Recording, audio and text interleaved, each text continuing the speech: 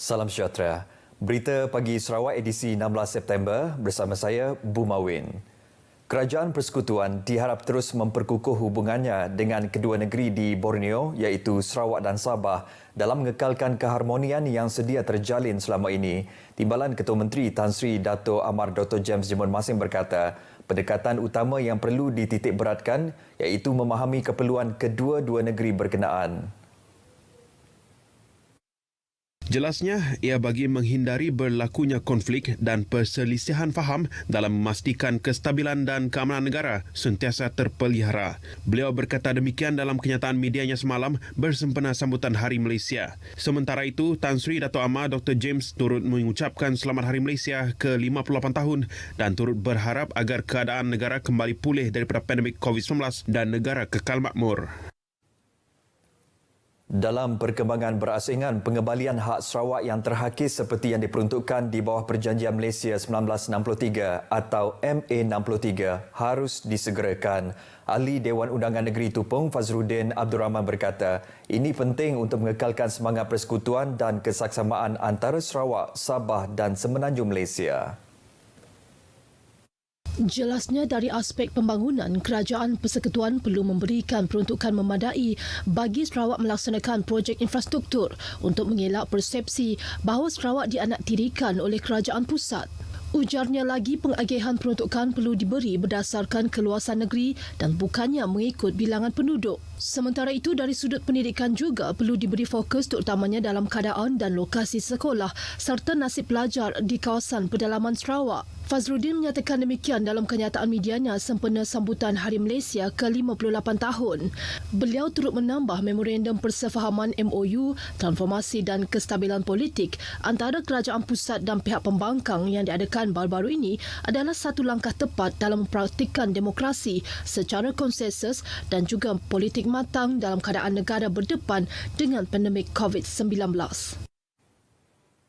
16 lokasi dipilih bagi menjayakan program Billboard Bergerak sempena sambutan Hari Malaysia yang dianjurkan oleh Jabatan Penerangan Negeri Japan Sarawak bermula pada 2 September lepas dan berakhir hari ini. Pengarahnya Swadi Guliling berkata, fokus utama pihaknya adalah di lokasi strategik seperti pasaraya dan kawasan tumpuan orang ramai.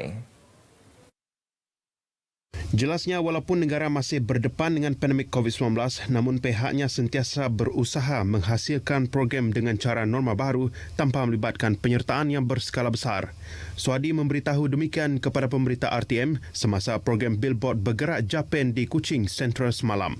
Antara pengisian program tersebut adalah orang ramai boleh mengambil gambar sebagai tanda kenangan selain mendapatkan bahan penerbitan Japan di kios pusat maklumat rakyat yang juga dibuka semasa Billboard Bergerak itu berhenti.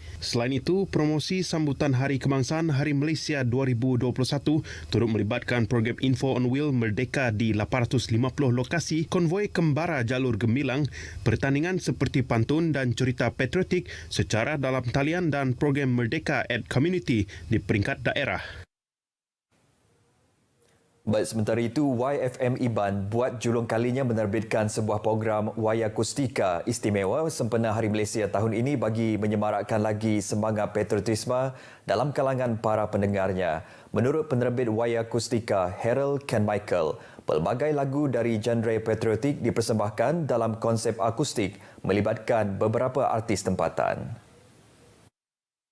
Jelasnya, konsep persembahan yang lebih santai namun masih mengekalkan semangat patriotisme diharap dapat menyuntikkan lagi rasa cinta terhadap negara, terutama dalam kalangan generasi muda.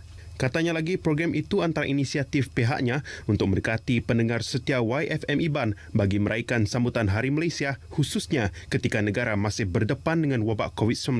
Jangan lupa saksikan rakaman khas Y Akustika Hari Malaysia sempena sambutan Hari Malaysia pada tahun ini di platform media sosial YFM dan juga radio pada pukul 4 petang. Selamat Hari Malaysia. Beliau berkata demikian kepada pemberita RTM di Kuching. Antara pengisian dalam program santai yang berdurasi sejam itu adalah cerita pendek komedi, lagu-lagu patriotik dalam versi bahasa Malaysia, bahasa Inggeris dan bahasa Iban.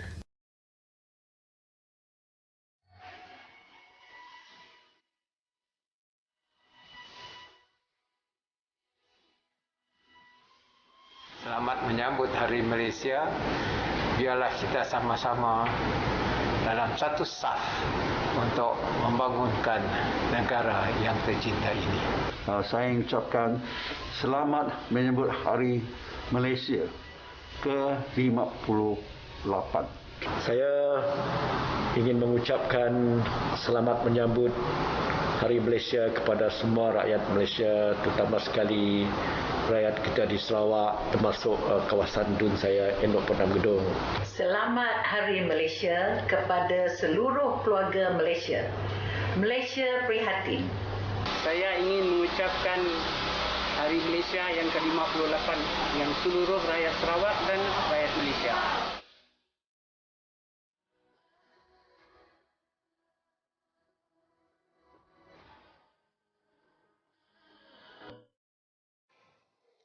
Bersua kembali. Kerajaan Sarawak memutuskan untuk memberi pengecualian kuarantin bagi individu berstatus lengkap vaksinasi apabila tiba di Sarawak berkuat kuasa hari ini. Dalam kenyataan media hariannya, Jawatankuasa Pengurusan Bencana Negeri JPBN Sarawak berkata, individu yang berstatus lengkap vaksinasi yang ingin memasuki Sarawak bagaimanapun masih perlu membuat permohonan dalam Enter Sarawak, mengisi e-Health Declaration Form EHDF, mengemukakan bukti status lengkap vaksinasi dan keputusan RT-PCR negatif yang sah untuk 3 hari sahaja serta lain-lain maklumat peribadi yang berkaitan. Bagi kanak-kanak dan remaja di bawah umur 18 tahun yang memasuki Sarawak bersama penjaga yang telah lengkap vaksinasi juga akan diberi pelepasan dari kuarantin. Walau bagaimanapun, mereka dinasihatkan supaya menjalankan pemantauan kendiri di rumah selama 10 hari. Sementara itu, JPBN berkata bagi individu yang belum divaksinasi atau belum lengkap vaksinasi akan diberikan arahan kuarantin selama 10 hari. Mereka juga perlu membuat permohonan dalam Enter Sarawak, mengisi EHDF dan mengemukakan keputusan RT-PCR negatif yang sah untuk 3 hari sahaja. Individu terbabit akan menjalani kuarantin selama 10 hari di hotel yang ditetapkan. Menurut kenyataan itu lagi, garis panduan bagi individu yang masuk dari luar negara pula tidak berubah. JPBN menjelaskan definisi lengkap vaksinasi bermaksud 14 hari selepas dos vaksin kedua bagi penerima vaksin 2 dos jenis Pfizer, Sinovac dan AstraZeneca, manakala bagi vaksin 1 dos saja melibatkan penerima vaksin CanSino atau Janssen ialah 28 hari selepas dos pertama. Kenyataan itu turut menegaskan keputusan berkenaan diambil setelah membuat penilaian terhadap situasi COVID-19 di Sarawak dan negeri-negeri lain serta peningkatan jumlah individu yang telah lengkap vaksinasi di seluruh negara.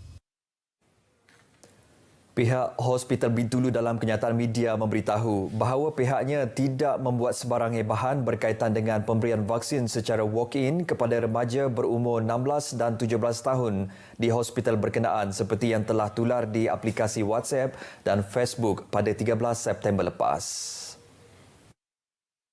Menurut pengarah Hospital Bintulu, Dr. Davis John Rush, mesej berangkai yang telah tular di media sosial itu adalah tidak benar. Beliau turut menjelaskan fungsi Hospital Bintulu sebagai pusat pemberian vaksin yang hanya memberikan suntikan kepada golongan remaja berusia 13 hingga 17 tahun dan merupakan pesakit hospital, menghidap komorbid dan di bawah penjagaan klinik pakar Hospital Bintulu. Ujar Dr. Davis lagi, program vaksinasi di hospital terbabit juga tidak akan menerima remaja yang sihat serta tiada sesi walk-in yang dibenarkan buat masa ini. Justru masyarakat diminta untuk tidak menularkan sebarang berita yang tidak sahih agar tidak mencetuskan kebimbangan atau kekeliruan dalam kalangan masyarakat. Masyarakat di Seri Aman digalakkan untuk membuat ujian saringan COVID-19 secara kendiri bagi memantau tahap kesihatan masing-masing. Ahli Dewan Undangan Negeri Lingga, Haja Simoy Peri dalam hantaran menerusi Facebook rasminya memberitahu ketika ini sudah ada kit ujian pantas RTK antigen COVID-19 yang dijual dengan harga lebih murah berbanding sebelum ini iaitu pada harga RM19.90 setiap satu. Katanya adalah penting untuk menjalani keujian saringan kendiri di rumah ketika kes positif COVID-19 dengan varian Delta yang pantas menular dalam kalangan komuniti di negeri ini. Langkah tersebut juga dilihat sebagai satu mekanisme pengesanan awal sekiranya seseorang individu itu mula mengalami simptom COVID-19. Sementara itu, kerajaan sedang mengkaji untuk menurunkan lagi harga kit ujian pantas COVID-19 menjelang akhir tahun ini bagi membolehkan ia mampu dibeli oleh segenap lapisan masyarakat. Baik saudara, sekian berita dari Sarawak. Selamat Hari Malaysia. #Malaysia Prihatin. #Demi Negara. #Menang Bersama. Saya Bumawin. Salam hormat.